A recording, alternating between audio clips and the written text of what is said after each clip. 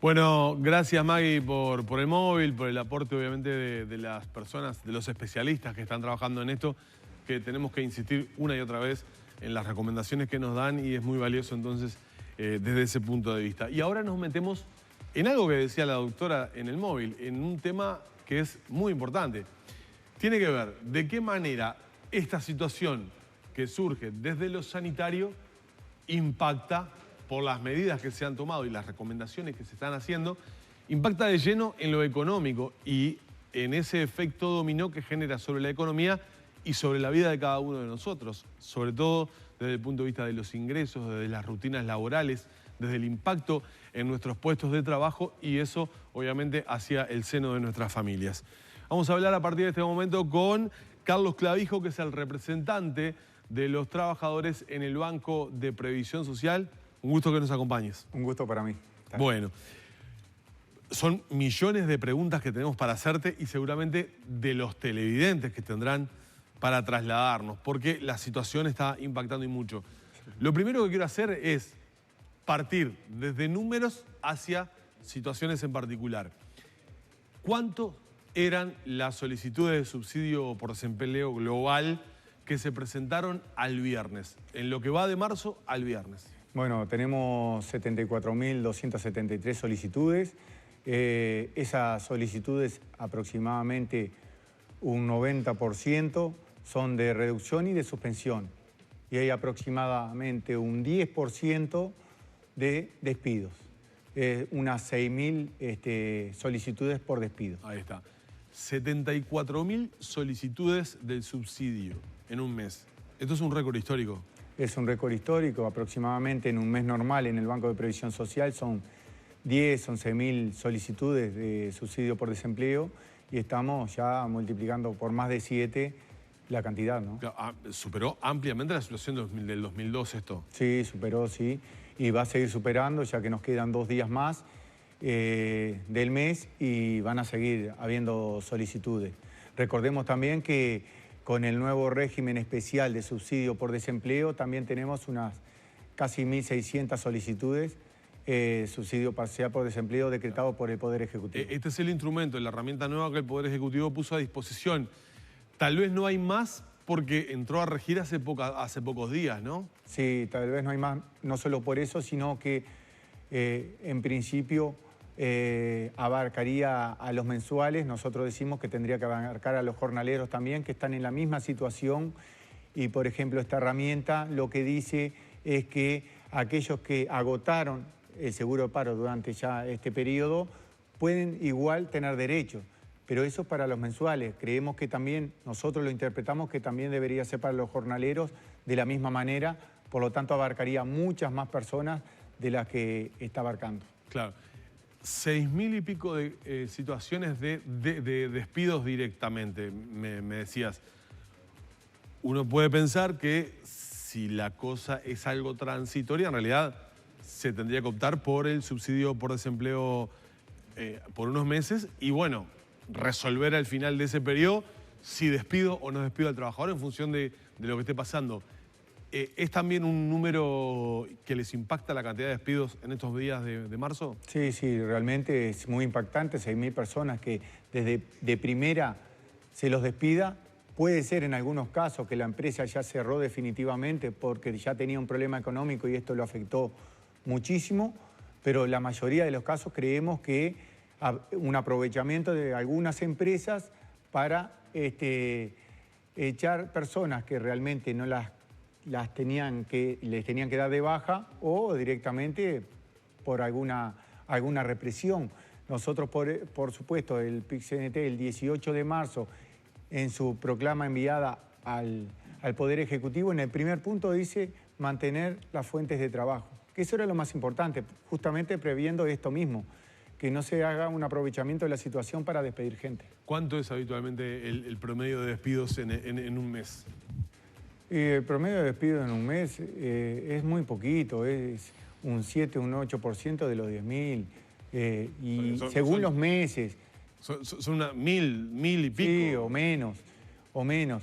El tema es que si vemos los 6.000 contra los 10.000 que hay por mes habitualmente, ya superamos la mitad de lo que hay en subsidio general un mes habitual. Claro. Para nosotros es muy impactante ese número y muy impactante el día después del coronavirus. Y hay un correlato de esos despidos sobre los sectores de actividad más castigados, porque uno mira los números y comercio y servicios, restaurantes, gastronomía, industria manufacturera están pegando claramente. ¿Hay un correlato de esos despidos con esas actividades? Sí, exactamente, porque justamente en el comercio es donde ha impactado más fuerte, y en la gastronomía y en los hoteles también, en la industria manufacturera, como tú decías, pero fundamentalmente en el comercio y servicios que ha impactado fuertemente. Y bueno, ahí en la misma proporción es que van los despidos. ¿Qué pasa? Esta es una pregunta que seguramente muchos estén allí esperando porque tal vez no conozcan la situación de primera mano, no conozcan cuál es el amparo de la legislación laboral en nuestro país. ¿Qué pasa con el monotributista, aquel que tiene unipersonales, el cuentapropista? ¿Qué pasa con esa gente? ¿Tiene algún tipo de amparo o no? Bueno, en este momento de seguro de paro no tienen ninguno de esos sectores, igual que el sector informal, lamentablemente. Por eso también otro de los puntos que se viene reclamando, una renta básica para estos sectores que realmente no tienen trabajo porque estamos en cuarentena y tratamos de quedarnos en nuestras casas, y ellos muchas veces venden en un puesto ambulante, venden en un ómnibus, puede ser un cuidacoche, y bueno, como no hay movimiento en la sociedad, tampoco generan ingresos. Al no generar ingresos, el tema de ellos es mucho más complicado que aquellos que por suerte están cubiertos por la seguridad social. Claro. Se armó una polémica a nivel político y a nivel de perfiles, muchas veces en redes, que defienden oposiciones de la ahora oposición y del hoy gobierno respecto a la informalidad en realidad, y si existían o no existían antes del 1 de marzo estas 400.000 personas que están ahí en una situación muy compleja porque no tienen coberturas, porque son informales, porque tienen trabajos precarizados. ¿La informalidad se ha mantenido en estos años o es un fenómeno nuevo este? No, creo que la información la tiene todo el mundo, porque el INE marca sus estadísticas y nosotros venimos trabajando sobre ellas. Como representación de los trabajadores, nosotros veníamos insistiendo que veníamos desde el 2004 con un 40% de informalidad, que se pudo bajar en un periodo hasta el 20% de informalidad y veníamos creciendo desde hace un año más o menos a un 25%, y ahí va creciendo la informalidad por causa del empleo, por causa de las nuevas tecnologías, del trabajo 4.0. Eso ha generado también el impacto en la sociedad en el tema del empleo y a su vez en la informalidad. Cuando hay menos empleo, hay más informalidad, pero eso es natural en cualquier sociedad. Bien. Te quiero preguntar por lo que es el subsidio por enfermedad. La cobertura tradicional que daba BPS y ahora estas nuevas formas que se han adosado a partir de las disposiciones del Poder Ejecutivo y aprobadas por el Parlamento. Bueno, el subsidio por enfermedad, en realidad la normativa está. Lo que cambia es que aquellos mayores de 65 años que están trabajando pueden certificarse solamente por tener 65 años y no porque tengan una enfermedad, porque están en un colectivo de riesgo. Claro, eso es lo único que cambia. Al tener 65 años y estar en actividad, ya eso solamente los ampara para estar certificados. Sí, ¿Qué cobertura tienen en ese caso? Bueno, la cobertura que de cualquier trabajador o trabajadora que esté en el subsidio es un 70% del promedio salarial de los últimos 6 meses trabajados, y eso va a ser la prestación que va a tener. Es igual que cualquier trabajador que se certifica. Recordemos que también es otro guarismo que se viene disparando y que con seguridad va a llegar en algún momento también a guarismos históricos, ya que aproximadamente tenemos 30.000 certificaciones por mes y hoy estamos hablando de solicitudes que puedes pagarle al Banco de Previsión Social o no, y ahora te lo explico. Sí, ahora ¿por qué estamos eso? en 90.000 aproximadamente. ¿El habitual por mes cuántas son? ¿30.000? 30.000 más o menos. ¿Y ya cuántas solicitudes hay? 90. ¿Y por qué puede pagar el peso no, decís? ¿Por qué? Porque si son empleados públicos, el organismo en el cual trabaja paga el subsidio. Claro, no lo paga el Banco de Previsión No es el Social. BPS. Exactamente. Pero el BPS tiene que avalarlo. El BPS lo avala. Claro. Exactamente. Ahora ese subsidio lo paga el organismo público para el cual presta el trabajo. Exactamente, pero eso fue siempre, y siempre es así. Ahora, si es privado... Si es privado... Ahí sí el BPS. Sí, lo paga el Banco de Previsión Social, exactamente. Bien. Y lo otro que te quería preguntar, a partir de todo esto, se da también una situación que el personal de la salud ahora tiene una normativa nueva que dispone que, queda amparado, digamos, por lo que ha aprobado el Parlamento. Concretamente, ¿qué alcance tiene? Bueno, queda amparado como enfermedad profesional o accidente de trabajo. Quiere decir que lo va a amparar el Banco de Seguros del Estado a los trabajadores de la salud privada, en principio. En principio digo porque eso es lo que dice el decreto. Sí. Puede tener alguna modificación, claro. Como hay conversaciones en estos momentos, igual que lo que decíamos del otro decreto, del subsidio especial parcial, también puede tener alguna modificación porque en realidad esto es día a día y viendo los colectivos que hay que ir protegiendo por esta situación que es económica, social, primero sanitaria, pero también económica y social. Claro. Nos decían desde la producción, están llegando, ya me avisan de que hay muchísimas preguntas que llegan, pero un tema que nos decían es que hay como que dos vías de comunicación con BPS en este momento, que es una dirección de correo electrónico y una línea telefónica, que está llamando mucha gente y que no encuentra una respuesta en esa línea telefónica, probablemente porque esté saturada, ¿no? Sí, exactamente, muchas solicitudes, muchas preguntas, la gente está muy inquieta y está perfecto porque es una situación que es así. Tenemos el 0800-0277, la línea telefónica, y el correo del Banco de Previsión Social. ¿Qué recomendás para comunicarse? ¿El correo electrónico, tal vez, el quien pueda? Sí, el correo electrónico. ¿La respuesta rápida? Pero la respuesta va a llevar su proceso, su tiempo, porque va a ser personal, porque cada pregunta es personal, por lo tanto, hay que responder personalmente a esa persona. Igual nosotros, desde el equipo de representación de los trabajadores en el Banco de Previsión Social, tenemos un WhatsApp de consulta que también está desbordado, que están las compañeras y compañeros haciendo una excelente tarea, la verdad que felicitarla a las compañeras y compañeros de la Secretaría, una excelente tarea para tratar de aportar el granito de arena para informar a toda la población. ¿Qué y número es el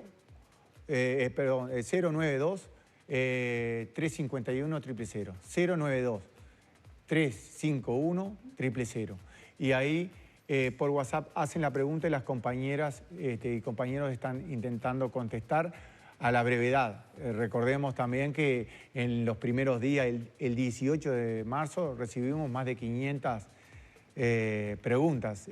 También a nosotros se nos satura un poquito. Y también las compañeras y compañeros del equipo siguen atendiendo los teléfonos del equipo de representación de los trabajadores, los mismos que llaman habitualmente, el 2401-0242 y 2401-0355, porque están haciendo el teletrabajo de su casa y están conectadas con esos teléfonos también para evacuar esa pregunta.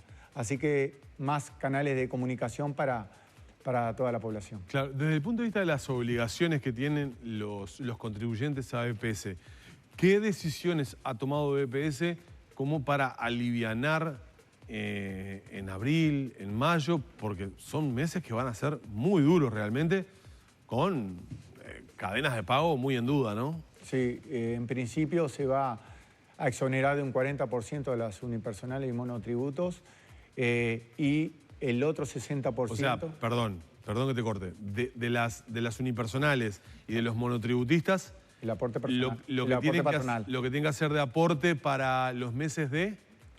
abril y mayo. Abril y mayo se los exonera de un 40%, es decir, pagan el 60% de eso. Sí, y ese 60% se va a dividir en 6 cuotas a partir de junio. Por lo tanto, se va a diferir. Claro, no se paga entonces, para hablar claro y pronto, no se paga en abril ni en mayo, se retoma el pago a partir de junio y este aporte se difiere en pagos desde junio. Exactamente, es una ayuda que en principio aquellas unipersonales, aquellos monotributos que siguen trabajando, le va a ser beneficioso. El tema es aquellos, y ahí está la duda y la preocupación y la ocupación de aquellos monotributistas que no están trabajando porque ya no tienen trabajo, porque realmente la situación no... ¿Qué pasa con esos casos? Y bueno, eso es justamente lo... No se puede, pensando en el tema de este tipo de monotributistas unipersonales, por ejemplo, como se hace en DGI, es decir, dejar stand-by la empresa, es decir, hacer un cierre parcial. Sí, pueden cerrar la empresa y volverla a abrir nuevamente. Por eso. El monotributo lo pueden hacer.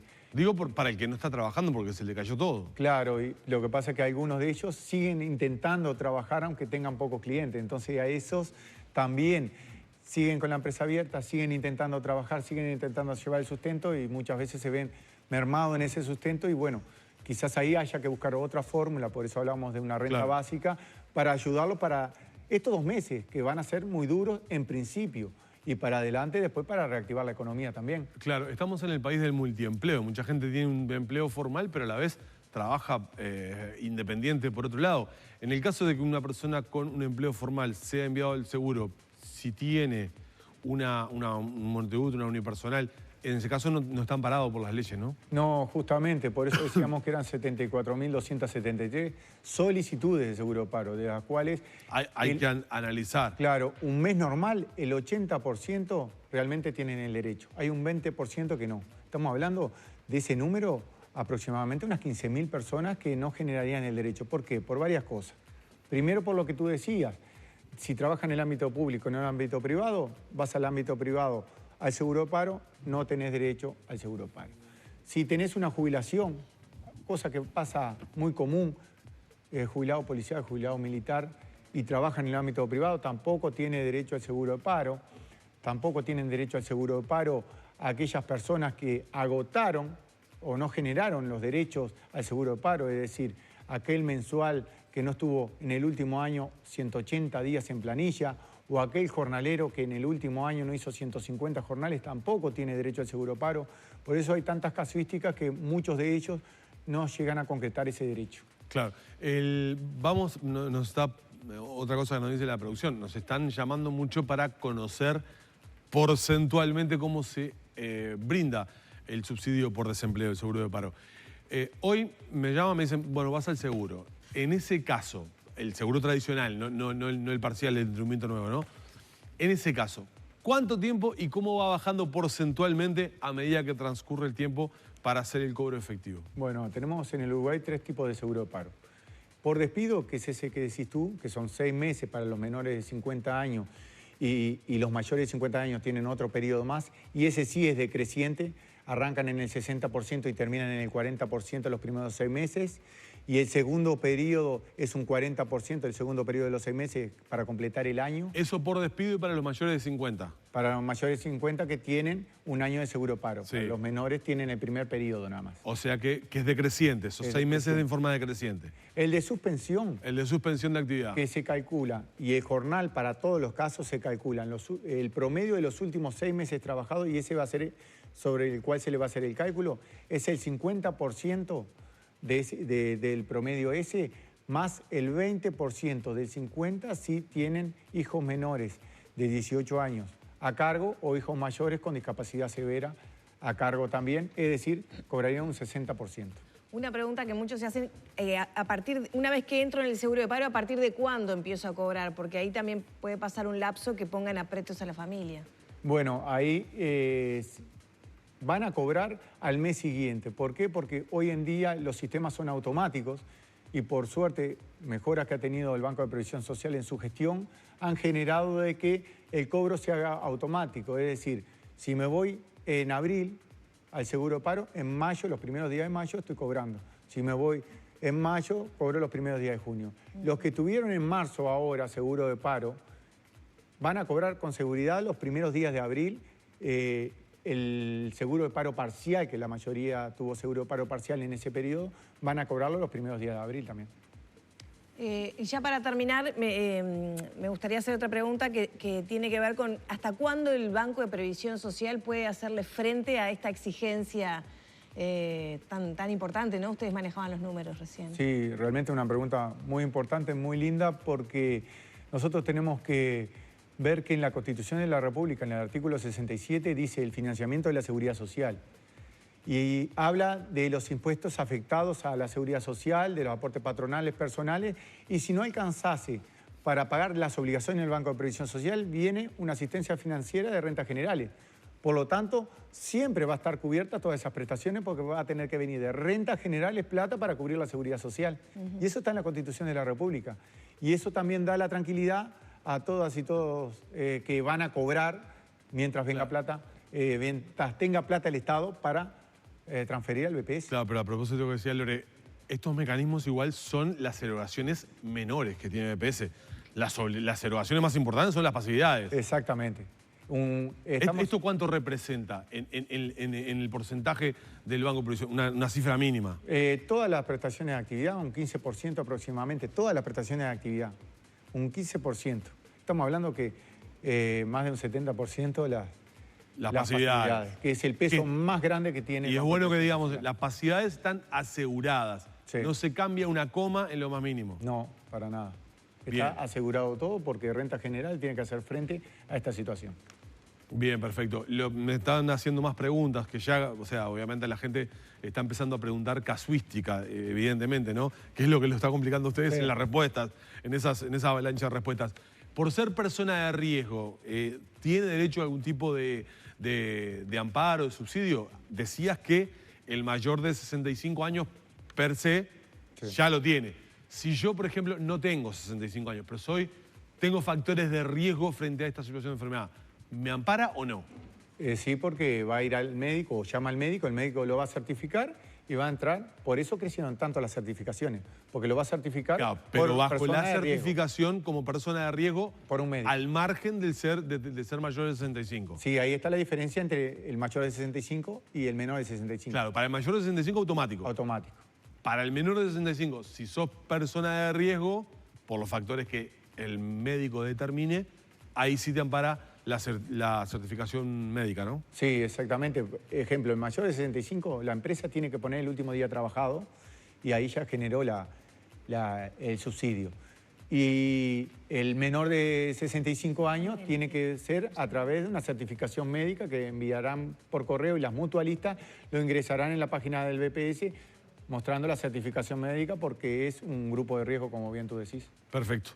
Carlos, repetí el teléfono de WhatsApp de la representación social de BPS para que la gente haga consultas y con la salvedad de que están respondiendo en la medida que pueden responder porque están desbordados. Pero repetilo, por favor. 092-351-000.